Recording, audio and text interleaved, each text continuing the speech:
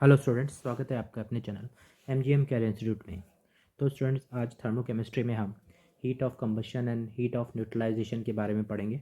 उससे पहले अगर आपने हमारे चैनल को सब्सक्राइब नहीं किया है तो जल्दी से सब्सक्राइब कर दें और हाँ, बेल आइकन को प्रेस करना ना भूलें ताकि आपको हमारे डेली लाइव लेक्चर्स का नोटिफिकेशन सबसे पहले मिले। ओके स्टूडेंट्स, तो आइए हम बात करते हैं हीट ऑफ कंबशन। इसको हम डिनोट करते हैं डेल्टा एच नॉट कंबशन से। ठीक है, H not means standard condition पे। क्या है ये? जब किसी कंपाउंड या किसी सब्सटेंस को कि एक मोल को पूरी तरीके से जलाया जाता है तो इस प्रोसेस में जो हीट रिलीज होती है उसको बोलते हैं हीट ऑफ कंबशन। ठीक है, तो it is the amount of heat released when one mole of substance undergo complete combustion known as heat of combustion. अब हीट इसमें रिलीज हो रही, बाहर निकल रही है, इसलिए डेल्टा एच नॉट कंबशन जो होता है एक्सोथर्मिक होता है, मतलब कि लेस देन ज़ीरो। ठीक है, और अगर मुझे डेल्टा एच नॉट रिएक्शन को डेल्टा एच नॉट कंबशन की टर्म्स में लिखना है तो मैं क्या लिखूंगा? रिएक्टेंट माइनस प्रोडक्ट, जो कि मैंने आपको याद करने का तरीका बताया था। ठीक है, तो delta H naught reaction equals to summation delta H naught combustion of reactant minus summation delta H naught combustion of product. Summation मतलब जितने भी प्रोडक्ट एंड जितने भी रिएक्टेंट हैं उन सब का सम। ठीक है, तो इससे रिलेटेड एक क्वेश्चन है, वो करके देखते हैं एक बार, जैसे समझ में आया है कि नहीं आया है। If heat of combustion of carbon, hydrogen and C2H4 is this and this respectively, then find out heat of formation of C2H4। ठीक है, तो मुझे हीट ऑफ फॉर्मेशन पूछा है तो सबसे पहले तो मुझे क्या करना पड़ेगा? फॉर्मेशन की रिएक्शन लिखनी पड़ेगी। तो C2H4 एक मोल बनना चाहिए और अपने एलिमेंट से बना होना चाहिए। तो 2C प्लस 2H2 एलिमेंट से बना हुआ है, एक मोल बना हुआ है और अपने स्टेबल फॉर्म में है, तो ये हीट ऑफ फॉर्मेशन हो गया। अब मुझे निकालना है इसका डेल्टा एच नॉट रिएक्शन। क्यों? क्योंकि डेल्टा एच नॉट फॉर्मेशन में हम क्या करते हैं? प्रोडक्ट माइनस रिएक्टेंट, तो फॉर्मेशन ऑफ C2H4, ठीक है, minus 2 delta H not formation of carbon plus 2 delta H not formation of hydrogen, और ये दोनों क्या जाएंगे? ज़ीरो। इसलिए मुझे इस रिएक्शन का डेल्टा एच नॉट रिएक्शन चाहिए, वही क्या होता है? Delta H not formation of C2H4। तो इस रिएक्शन का अगर मुझे डेल्टा एच नॉट रिएक्शन चाहिए तो मैं कंबशन से भी लिख सकता हूँ इसको। कंबशन में क्या करूँगा मैं? Reactant minus product. तो डेल्टा एच नॉट रिएक्शन किससे? कंबशन से लिखेंगे अगर, तो लिखेंगे रिएक्टेंट माइनस प्रोडक्ट कंबशन की। ठीक है, तो 2 delta H naught combustion of carbon plus 2 delta H naught combustion of hydrogen, ये तो हो गए reactant, minus delta H naught combustion of C2H4। ठीक है, तो ये जाएगा 2 डेल्टा एच नॉट कंबशन, कितना दे रखा है? कार्बन का कितना दे रखा है? -400, -400 प्लस 2 हाइड्रोजन का माइनस में 250, ये हो गया, माइनस C2H4 का माइनस में 880। ठीक है, किलो जूल। और जब इसको सॉल्व करेंगे तो ये आ जाएगा माइनस में 420 किलो जूल। तो यही डेल्टा एच नॉट रिएक्शन है और यही क्या है? Delta H not formation of C2H4, यही अपना आंसर हो जाएगा। ठीक है, तो नेक्स्ट क्वेश्चन देखते हैं। If delta H naught combustion of CH4 is -800 kilo joule per mole, then find heat of combustion of 0.2 gram of CH4। मैंने आपको बता रखा है कि जो भी हम हीट ऑफ रिएक्शन निकालते हैं वो पर मोल के लिए निकालते हैं। ठीक है, तो 0.2 ग्राम में सबसे पहले तो मैं मोल निकाल लेता हूँ, कितने होंगे? 0.2 ग्राम CH4 में जो मोल होंगे वो होंगे 0.2 डिवाइड बाई इसका मॉलिकुलर वेट 16 मोल। ठीक है, अब एक मोल के लिए 800 किलो जूल एनर्जी है। If 1 mole, for 1 mole delta H naught combustion equals to minus में 800 kilo joule, then for 0.2 divide by 16 mole delta H naught combustion equals to minus में 800 into 0.2 divide by 16। इसको solve करेंगे तो ये आ जाएगा 10 kilo joule. तो ये अपना आंसर आ जाएगा। ठीक है, नेक्स्ट है हमें दे रखा है C2H4 2O2 2CO2 2H2। इसके लिए डेल्टा एच नॉट रिएक्शन दे रखा है -x। इस रिएक्शन के लिए डेल्टा एच नॉट रिएक्शन दे रखा है -y। Delta H not formation of CO2 दे रखा है -x2 and delta H not formation of H2O दे रखा है माइनस में x1। और हमसे पूछा है इस रिएक्शन के लिए डेल्टा एच नॉट रिएक्शन निकालना है। तो देखो स्टूडेंट, इसको करने के बहुत सारे तरीके हैं, लेकिन मुझे क्वेश्चन में ज़्यादातर ऑक्सीजन के साथ रिएक्शन दे रखी है, मतलब मुझे कंबशन की रिएक्शन दे रखी है। तो मैं इसके डेल्टा एच नॉट रिएक्शन को अगर कंबशन से लिखूँ तो मैं ऐसे लिख सकता हूँ, delta H naught reaction equals to delta H naught combustion of C triple bond C, ठीक है, plus delta H naught combustion of hydrogen, ये तो हो गए reactant, minus delta H naught combustion of C2H4, ठीक है। अब देखो सी ट्रिपल बॉन्ड सी का कंबशन ये दे रखा है, ठीक है, यहाँ पे H2 का कंबशन नहीं दे रखा मुझे, C2H4 का कंबशन ये दे रखा है फर्स्ट रिएक्शन में, तो मुझे केवल H2 का कंबशन निकालना है, लेकिन मुझे क्वेश्चन में दे रखा है H2O का फॉर्मेशन, ठीक है। तो H2O का फॉर्मेशन लिखते हैं, एक बार लिखते हैं यहाँ पे, H2O 1 मोल बनना चाहिए और अपने एलिमेंट से बना होना चाहिए, H2 + 1/2 O2, ठीक है, 1 मोल। और इसके लिए जो एनर्जी दे रखी है डेल्टा एच नॉट रिएक्शन, वो कितनी दे रखी है, माइनस में x1। अब मुझे एक चीज़ देख के बताओ कि क्या ये रिएक्शन हाइड्रोजन का कंबशन है, क्योंकि हाइड्रोजन की रिएक्शन ऑक्सीजन के साथ हो रही है। तो मैं इसको ऐसे बोल सकता हूँ कि जो डेल्टा एच नॉट रिएक्शन है माइनस में x1, जिसको हमें बोल रखा है कि वो delta H not formation of H2O है, उसको क्या मैं बोल सकता हूँ, delta H naught combustion of hydrogen बोल सकता हूँ। मतलब मुझे ये भी दे रखा है, अब बस एनर्जीज रखनी है अपने को, एनर्जीज रखने हैं इस रिएक्शन में। इस रिएक्शन में अगर मैं एनर्जी रखूँगा तो यहाँ पे डेल्टा एच नॉट रिएक्शन जो है वो आ जाएगा combustion of C triple bond C, वो कहाँ है, ये रहा, माइनस में y, plus delta H naught combustion of hydrogen, ये रहा, माइनस में x1, ये तो हो गया reactant, minus product delta H naught combustion of C2H4 का कितना दे रखा है, -x, तो यहाँ पे रख दो -x, तो हो जाएगा माइनस में y माइनस में x1 प्लस में x, तो डेल्टा एच नॉट रिएक्शन यहाँ से ये निकल के आएगा। तो इस तरीके से भी हमारे पास क्वेश्चन आ सकते हैं, ठीक है। नेक्स्ट है कैलोरीफिक वैल्यू। कैलोरीफिक वैल्यू एक तरीके से हमें फ्यूल एफिशिएंसी बताता है, और कैलोरीफिक वैल्यू क्या है, it is the heat released by combustion of 1 gram substance eight standard state. 1 gram substance के कंबशन से जो हीट रिलीज होती है उसको कैलोरीफिक वैल्यू बोलते हैं। उसका जो फॉर्मूला है वो ये है, calorific value equals to delta H naught combustion upon molecular weight of that gas, ठीक है। इसका यूज़ कहाँ आता है, फ्यूल एफिशिएंसी निकालने में आता है। जितनी ज़्यादा कैलोरीफिक वैल्यू होगी उतनी ही फ्यूल एफिशिएंसी होगी, मतलब वो जो फ्यूल है वो उतना ही अच्छा होगा, ठीक है। तो इसके ऊपर एक क्वेश्चन कर लेते हैं, ये यहाँ पे दिया हुआ है, क्या है, delta H naught combustion for CH4 and C4H10 is -800 kilo joule and -2800 kilo joule respectively, then which fuel is better. हमें पता ना है कि कौन सा फ्यूल बेटर है, तो सबसे पहले मुझे कैलोरीफिक वैल्यू निकालनी पड़ेगी किसकी, CH4 की। तो इसके लिए कंबशन कितना दे रखा है, 800 डिवाइड बाई इसका मॉलिक्यूलर वेट 16, तो ये आई 50 किलो जूल, ठीक है। और कैलोरीफिक वैल्यू C4H10 के लिए निकालूंगा अगर, तो ये आ जाएगा 2800 डिवाइड बाय 58, इसका मॉलिक्यूलर वेट होता है, तो ये जाएगा 48.2 किलो जूल। तो जो कैलोरीफिक वैल्यू है CH4 की वो क्या है, ज़्यादा है कैलोरीफिक वैल्यू ऑफ C4H10 से, तो CH4 इज़ बेटर फ्यूल, जिसकी कैलोरीफिक वैल्यू ज़्यादा उसकी एफिशिएंसी ज़्यादा, ठीक है। अब जैसे मान लो मुझे अलग अलग हाइड्रोकार्बन दे रखे हैं और ऑर्डर पूछा हुआ है डेल्टा एच नॉट कंबशन और कैलोरीफिक वैल्यू का, ठीक है, अच्छे फ्यूल का, तो कैसे निकालूंगा, सबसे पहले कार्बन आइटम देखूंगा, जहाँ कार्बन आइटम ज़्यादा है वहाँ कंबशन ऑफ हीट ज़्यादा होगी, और अगर कार्बन आइटम सेम है दो में तो फिर मैं हाइड्रोजन आइटम देखूंगा, जहाँ हाइड्रोजन आइटम ज़्यादा होगा वहाँ कंबशन ज़्यादा होगी। मतलब पहले मुझे चेक करना है कार्बन और उसके बाद मुझे चेक करना है हाइड्रोजन। तो यहाँ पे ये एक एग्जाम्पल दे रखा है, इनमें मुझे डेल्टा एच नॉट कंबशन का ऑर्डर निकालना है। तो ऑर्डर होगा, सबसे पहले तो कार्बन CH4 में सबसे कम है, उसके बाद 2 कार्बन C2H6 और C2H4 में है, लेकिन दोनों में कार्बन सेम है, तो फिर मैं किस में देखूंगा, फिर हाइड्रोजन का नंबर देखूंगा, तो C2H6 यहाँ ज़्यादा है और यहाँ कम है, तो फिर आएगा C2H4, ठीक है। उसके बाद आएगा C2H6 और सबसे लास्ट में आएगा C3H8, इसकी कंबशन सबसे ज़्यादा होगी क्योंकि कार्बन यहाँ पे सबसे ज़्यादा है। तो इस तरीके से अपने को देखना है। नेक्स्ट आता है हीट ऑफ न्यूट्रलाइजेशन। तो सबसे पहले तो न्यूट्रलाइजेशन क्या होता है?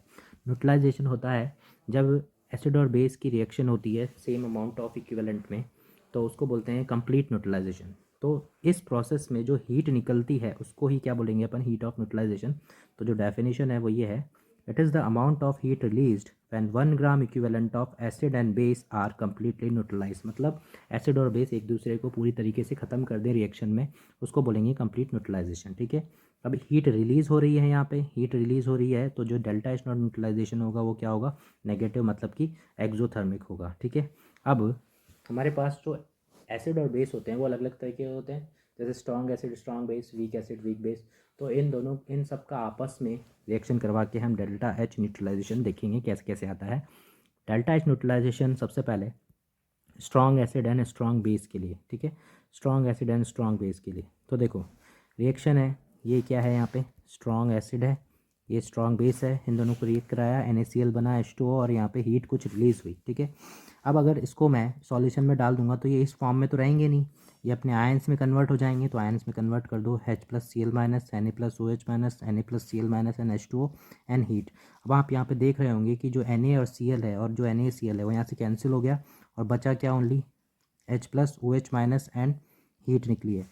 तो इस कहने का मतलब ये है कि मैं चाहे कोई सा भी स्ट्रॉन्ग एसिड या स्ट्रॉन्ग बेस लूँ और उनकी न्यूट्रलाइजेशन की रिएक्शन में जो हीट निकलेगी वो सेम ही निकलेगी, क्योंकि यहाँ सारे आयंस क्या हो रहे हैं? कट हो रहे हैं, और बच क्या रहा है? ओनली H+ और OH माइनस। मतलब कि इन H+ का एक इक्विवेलेंट और OH माइनस का एक इक्विवेलेंट, मतलब दोनों का सेम इक्विवेलेंट जब हम लेते हैं एसिड बेस का, तो H2O बनता है और हीट निकलती है, और उस हीट की जो क्वांटिटी होती है वो होती है 13.7 किलो कैलोरी पर इक्विवेलेंट या फिर 57.1 किलो जूल पर इक्विवेलेंट। ठीक है, और ये फिक्स होगी किसके लिए? स्ट्रॉन्ग एसिड स्ट्रॉन्ग बेस के लिए। ठीक है, अब इसको मैं ऐसे भी बोल सकता हूँ, इस रिएक्शन को देख के जो हीट ऑफ न्यूट्रलाइजेशन है वो H2O के डिसोसिएशन के लिए जितनी एनर्जी चाहिए उसके बराबर होगी। तो डेल्टा एच न्यूट्रलाइजेशन को मैं delta H dissociation of H2O भी कह सकता हूँ, क्योंकि यहाँ पे देखो रिएक्शन क्या हो रही है, इसको उल्टा कर दे तो हीट चाहिए ना यहाँ पे। अगर मैं इस रिएक्शन को उल्टा लिख दूँ, H2O प्लस हीट, और इसका डिसोसिएशन होगा किस में? H+OH माइनस में। तो डिसोसिएशन में जितनी हीट चाहिए उसी को क्या बोलूँगा मैं? Delta H neutralization. ठीक है, और अगर मान लो स्ट्रॉन्ग एसिड स्ट्रॉन्ग बेस का सेम अमाउंट नहीं दे रखा है हमें, अलग अलग अमाउंट दे रखा है, तो फिर कैसे निकालेंगे? फिर डेल्टा एच न्यूट्रलाइजेशन होगा, जो सेम अमाउंट के लिए निकलेगी उसको किससे मल्टीप्लाई कर देंगे?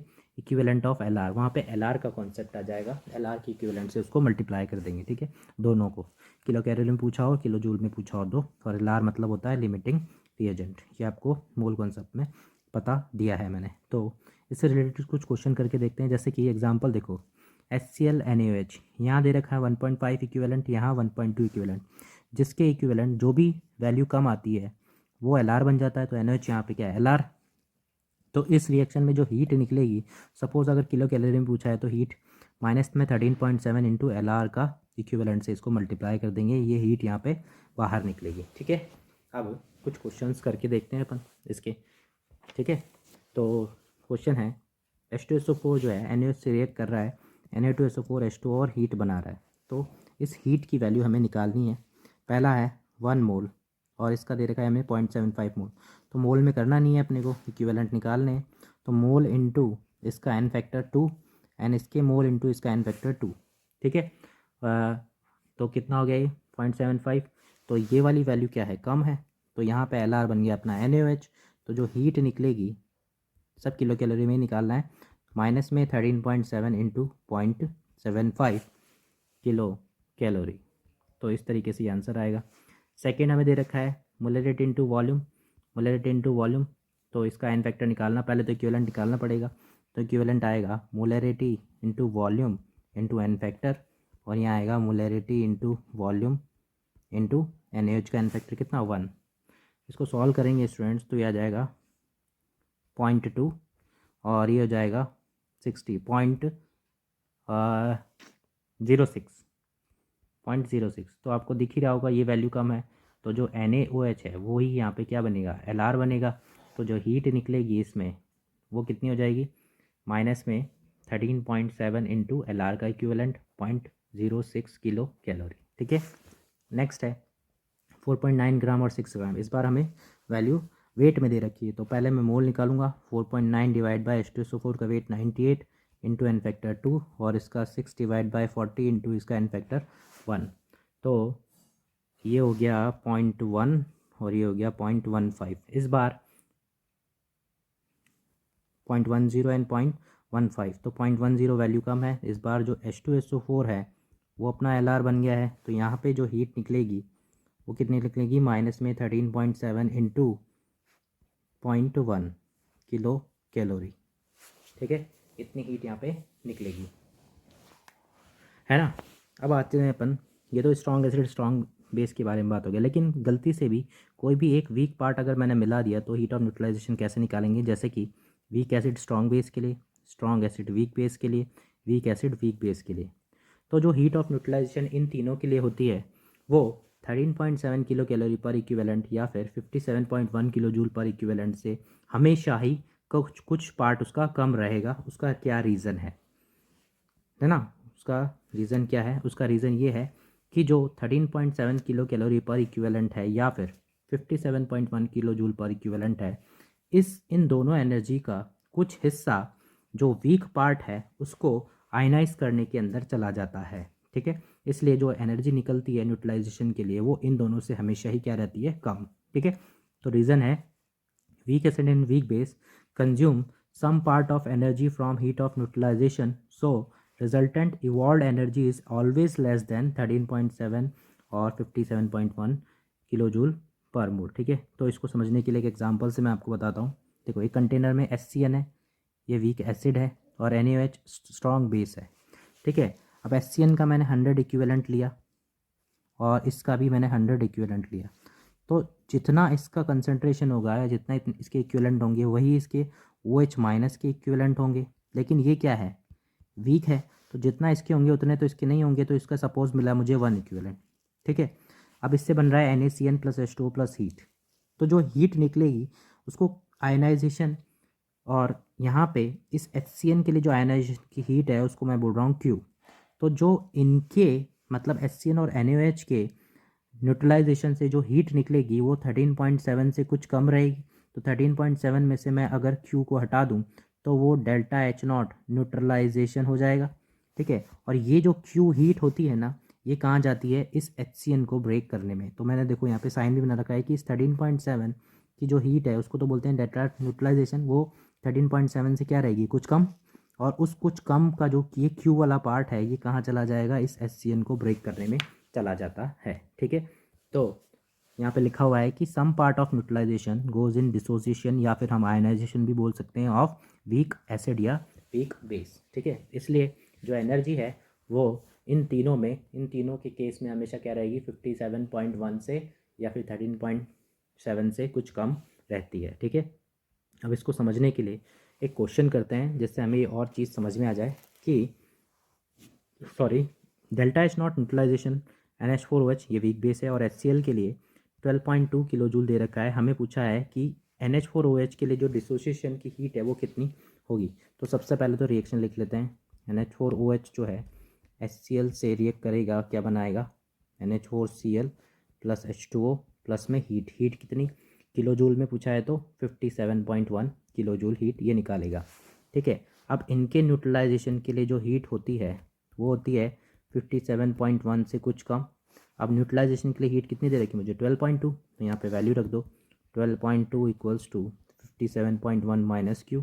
तो Q आ जाएगा यहाँ से 57.1 माइनस 12.2, Q इक्वल्स टू कितना हो जाएगा, 57.1 में से 12.2 घटा दो तो 11 में से 2 गए तो 9, इधर हुए 6 में से 2 गए तो 4, 5 में से 1 गए तो 4, तो ये जाएगा 44.9 किलो जूल। तो ये जो हीट है ये किस में चली जाएगी, इस NH4OH को ब्रेक करने में चली जाएगी। ठीक है, नेक्स्ट क्वेश्चन है, delta H naught neutralization of HCl and NH4OH is 11.2 kilo calorie and delta H naught neutralization of HCN and NH4OH is 8 kilo calorie, then find heat of dissociation of HCN and NH4OH। Because ये क्या है, weak acid है और ये क्या है, weak base, तो इनका ही डिसोसिएशन होगा, इनके लिए मुझे हीट निकालनी है। तो सबसे पहले जो HCl और NH4OH है उसके लिए मुझे कितना दे रखा है, 11.2। तो जो 11.2 है वो किसके बराबर हो जाएगी, किलो कैलोरी में ना, तो 13.7 माइनस क्यू के बराबर, तो यहाँ से क्यू निकल के आएगा 13.7 माइनस 11.2, दैट इज़ कितना, 7 में से 2 गए तो 5, और 3 में से 1 गया तो 2, और 1 में से 1 गया तो 0, तो 2.5 किलो कैलोरी।